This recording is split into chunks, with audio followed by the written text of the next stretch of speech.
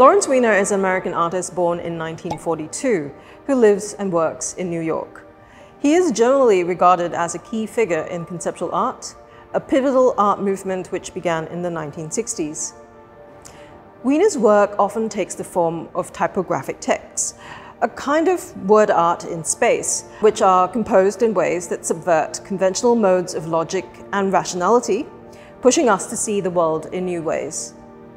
Conceptual art is art for which the idea behind the work is more important than the finished art object.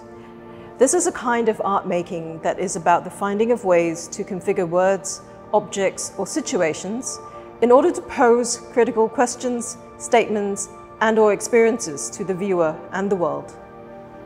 Weiner calls Out of Sight a social sculpture because it is designed for every person's interaction. It asks for the participation of you, the audience.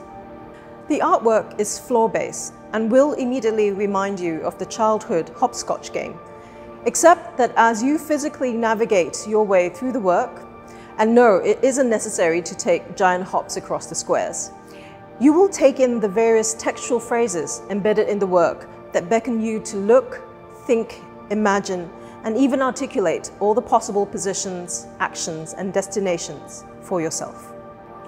Out of Sight is an artwork that wants to initiate ideas and observations that people otherwise might not have noticed. And Weiner wants us to readapt our minds to be asking more questions than seeking ready answers. Out of Sight is a work that you can either do alone or with others. There are no rules, only possibilities, so you just need to have an open, curious, and communicative mind.